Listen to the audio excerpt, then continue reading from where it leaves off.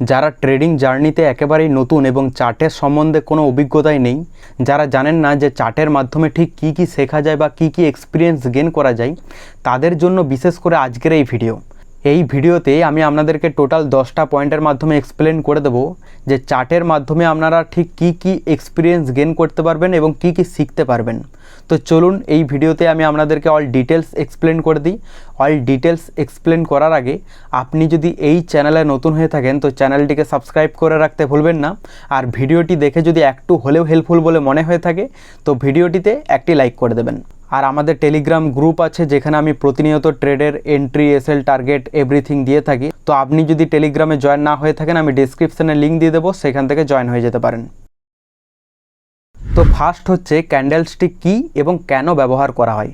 দেখুন, অনেক নতুন ট্রেডার আছে যারা মার্কেটে নিউ এসেছে এবং তারা জানেন না যে অ্যাকচুয়ালি ক্যান্ডেলস্টিক ব্যাপারটা কী। তারা অনেকে কি করে, অনেকে হচ্ছে চার্টের মাধ্যমে যে জিনিসটা দেখে তারা হয়তো বার চ্যাট বা লাইন চ্যাট এই চ্যাটগুলো ইউজ করে, যার মাধ্যমে তারা অ্যাকচুয়ালি প্রাইসের যে ওপেন, ক্লোজ, হাই, লো এই জিনিসগুলো মার্ক করতে পারে না এবং বুঝতে পারে না। তার জন্য কি হয়, তাদের এন্ট্রিতে কিন্তু প্রবলেম আসে বা এসএলের কিন্তু প্রবলেম আসে। তো এই প্রবলেমটা সলিউশনের জন্যই কিন্তু ক্যান্ডেলস্টিক, মানে আপনি একটা ক্যান্ডেলস্টিকের মাধ্যমে তার open, high, low and close এই 4টা পয়েন্ট কিন্তু মার্ক করতে পারবেন খুব ইজিলিভাবে। তো সেই কারণে আপনার যে কোনো সেটআপ যদি থাকে বা আপনি যদি ট্রেডে এন্ট্রি নেন, সেখানে আপনার এন্ট্রি নিতে খুব সুবিধা হয়ে যাবে, এসএল রাখতেও সুবিধা হবে। তো এই সমস্ত প্রবলেমগুলো সলিউশনের জন্যই কিন্তু বিশেষ করে ক্যান্ডেলস্টিক ইউজ করা হয়, যে জিনিসটা অনেক নতুন ট্রেডাররা কিন্তু জানেন না, যারা মার্কেটে নতুন এসেছেন। সেকেন্ড হচ্ছে ট্রেন্ড বুঝতে না পারা। তো দেখুন, যারা মার্কেটে নতুন এসেছেন তারা তো জানেন না যে ট্রেন্ড অ্যাকচুয়ালি কী। তো কথায় আছে না, ট্রেন্ড হচ্ছে আসলে ফ্রেন্ড। তার কারণ হচ্ছে আপনি যদি ট্রেন্ডের সঙ্গে মার্কেটে চলেন তো সেক্ষেত্রে আপনার প্রফিটেবলের যে পসিবিলিটি অনেক বেড়ে যায়। আর আপনি যদি ট্রেন্ডের অপোজিট সাইডে ট্রেড নেন তো বেশিরভাগ ক্ষেত্রে কি হবে, আপনি ট্র্যাপ হবেন এবং আপনার এসএল হিট হওয়ার চান্সেস অনেক কিন্তু বেড়ে যাবে। তো সেই কারণের জন্য মার্কেটে আপনি যখন চ্যাটে দেখবেন সেখানে কিন্তু ট্রেন্ড আইডেন্টিফাই করা সবথেকে বেশি ইম্পর্টেন্ট এবং সেটা চ্যাটের মাধ্যমেই পসিবল। আপনি যখন চ্যাট দেখবেন সেখানে দেখবেন যে মার্কেটে 3 রকমেরই ট্রেন্ড হয়। একটা হচ্ছে আপ ট্রেন্ড, একটা হচ্ছে ডাউন ট্রেন্ড আর একটা হচ্ছে সাইডওয়েজ। তো আপ ট্রেন্ড কোনটাকে বলে? আপ ট্রেন্ড হচ্ছে মার্কেট যখন আপ সাইডে মোমেন্টাম দেয়। ডাউন ট্রেন্ড মানে মার্কেট যখন ডাউন সাইডে আসতে থাকে। এবং সাইডওয়েজ মানে মার্কেট যখন রেঞ্জের মধ্যে ঘোরাফেরা করে, সেটা হচ্ছে সাইডওয়েজ বলে। তো এই ট্রেন্ডটা কিন্তু আপনি আইডেন্টিফাই শুধুমাত্র চার্টের মাধ্যমেই করতে পারবেন। থার্ড হচ্ছে টাইম ফ্রেম নিয়ে বিভ্রান্তি। দেখুন, টাইম ফ্রেমের যে ব্যাপারটা সেটা হচ্ছে যে বিভিন্ন ধরনের টাইম ফ্রেম আছে মার্কেটে। আপনি 5 মিনিটের ইউজ করতে পারবেন, 15 মিনিটের ইউজ করতে পারবেন, 1 আওয়ারের ইউজ করতে পারবেন, ঠিক আছে, 1 ডেজেরও কিন্তু ইউজ করতে পারবেন। তো সেক্ষেত্রে আপনি যদি 5 মিনিটের টাইম ফ্রেম ইউজ করেন, ওখানে দেখা গেল যে মার্কেট এখন আপ ট্রেন্ডে আছে। আপনি যখন 1 আওয়ারের টাইম ফ্রেমে দেখবেন সেটা হচ্ছে ডাউন ট্রেন্ডও থাকতে পারে। তো সেই কারণের জন্য আপনাকে প্রথমে যে টাইম ফ্রেমটা নিজেকে চুজ করতে হবে, যে কোন টাইম ফ্রেমে আপনার সুটেবল হচ্ছে সেই অনুযায়ী কিন্তু ট্রেন্ড আইডেন্টিফাই করতে হবে। আপনি যদি মাল্টিপ্লে টাইম ফ্রেম ইউজ করেন তো মাল্টিপ্লে টাইম ফ্রেমে আপনার ট্রেন্ডও কিন্তু মাল্টিপ্লে কনফার্মেশন দিবে। তো সেই কারণের জন্য আপনার কিন্তু একটা কনফিউজ ক্রিয়েট হবে। এই কারণে আপনার যে কোনো একটা ফিক্সড টাইম ফ্রেম কিন্তু চুজ করা জরুরি। ফোর্থ হচ্ছে সাপোর্ট এবং রেসিস্ট্যান্স। দেখুন, চার্টের মাধ্যমে আপনি খুব ইজিলিভাবে সাপোর্ট এবং রেসিস্ট্যান্সকে ফাইন্ড করতে পারবেন।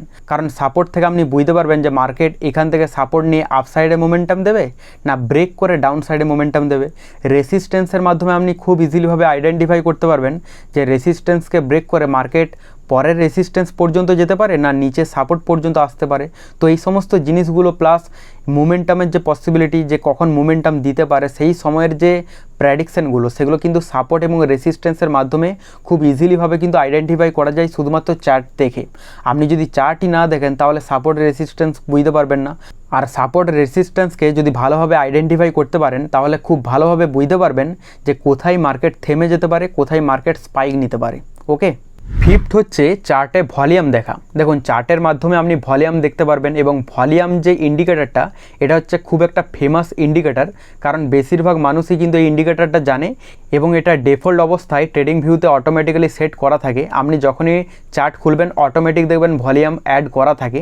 তো এই কারণের জন্য আপনি ভলিউম দেখে, মানে এটা যেহেতু একটা ইন্ডিকেটার, তো সেই কারণের জন্য আপনি ভলিউম দেখেও কিন্তু খুব ভালোভাবে মার্কেটের মোমেন্টাম বুঝতে পারবেন যে মার্কেট ঠিক মোমেন্টাম কত দূর পর্যন্ত দিতে পারে এবং সেটার মধ্যে কোনো স্ট্রং আছে কিনা। কারণ ভলিউমের মাধ্যমে কি বোঝা যায় যে মার্কেট এখান থেকে যে মোমেন্টাম দিচ্ছে এটা রিয়েল নাকি ফেক। তো এই কারণের জন্য ভলিউমটা কিন্তু খুব ইম্পর্ট্যান্ট একটা পয়েন্ট এবং সেটা চার্টের মাধ্যমে কিন্তু খুব ইজিলিভাবে দেখা যায়।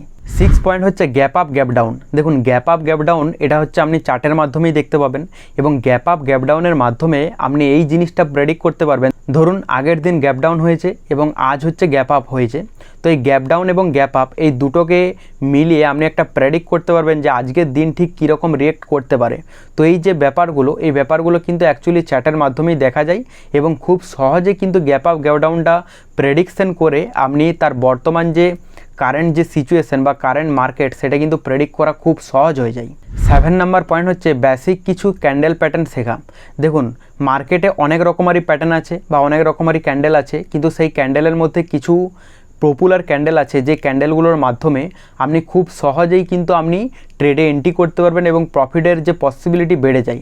যেমন ধরুন এক্সাম্পল হিসেবে doji candle, hammer candle, engulfing candle, এই ক্যান্ডেলগুলো মার্কেটে খুব ভালোভাবে কাজ করে।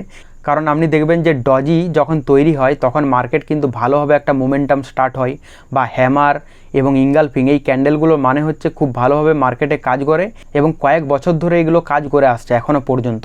আর আপনার যখনই প্রফিটের পসিবিলিটি বেড়ে যাবে তখন কিন্তু আপনার মধ্যে একটা কনফিডেন্স বিল হবে, যার মাধ্যমে আপনি কিন্তু ধাপে ধাপে এটার কিন্তু মাস্টার হয়ে যাবেন। 8 নাম্বার পয়েন্ট হচ্ছে ভুলভাবে জুম করে দেখা, পুরো প্রাইস অ্যাকশন না বোঝা। দেখুন অনেকে আছে যারা নতুন মার্কেটে এসেছে, তারা অ্যাকচুয়ালি জানে না যে কিভাবে জুম করে ট্রেন্ডকে আইডেন্টিফাই করতে হয় বা প্রাইস অ্যাকশন দেখতে হয়। তারা কি করে, তারা প্রথম যে 10 থেকে 15টা ক্যান্ডেল, সেই ক্যান্ডেলগুলোকে প্রেডিকশন করেই তারা ট্রেন্ড হিসেবে কাজ করে, কিন্তু অ্যাকচুয়ালি ট্রেন্ড এইরকমভাবে কাজ হয় না। ট্রেন্ডকে ভালোভাবে আইডেন্টিফাই করতে হলে আপনাকে প্রিভিয়াসও কিন্তু কিছু ট্রেন্ড দেখতে হবে। মানে আপনি যদি বড় রকম জুম করেন তাহলে অ্যাকচুয়ালি ট্রেন্ডকে ভালোভাবে দেখতে পারবেন, ক্লিয়ার হয়ে যাবে আর কি। কিন্তু আপনি যদি জাস্ট 10 থেকে 15টা ক্যান্ডেলকে প্রেডিক্ট করে আপনি যদি ট্রেন্ডকে আইডেন্টিফাই করতে চান, তাহলে আপনি যে এন্ট্রি নেবেন এন্ট্রিতে আপনার এসএল হিট হওয়ার চান্সেস কিন্তু বেড়ে যাবে। তো এই কারণের জন্য আপনি কি করবেন যে ভালোভাবে প্রাইস অ্যাকশনটার আগে মাস্টার করুন, কিভাবে প্রাইস অ্যাকশন কাজ হয় সেটা দেখুন এবং ভালোভাবে আগে জুম করুন। বেশি জুম করলে একটা ক্লিয়ারিটি পাওয়া যায় যে অ্যাকচুয়ালি বর্তমানে ট্রেন্ড কী চলছে এবং সেই অনুযায়ী কিন্তু আপনি ট্রেডে এন্ট্রি নিতে পারবেন। 9 নাম্বার পয়েন্ট হচ্ছে ইন্ডিকেটর ছাড়াও প্রাইস অ্যাকশন বোঝা। অনেকে আছে যারা হয়তো ইন্ডিকেটর ছাড়া কিছুই জানে না, কিন্তু অ্যাকচুয়ালি ইন্ডিকেটারই সব কিছু না। যারা অ্যাকচুয়ালি প্রফেশনাল ট্রেডার তারা কিন্তু ইন্ডিকেটার অত বেশি ইউজ করে না, তারা কিন্তু প্রাইস অ্যাকশন খুব ভালো ইউজ করে এবং সেখান থেকে কিন্তু প্রফিট করে।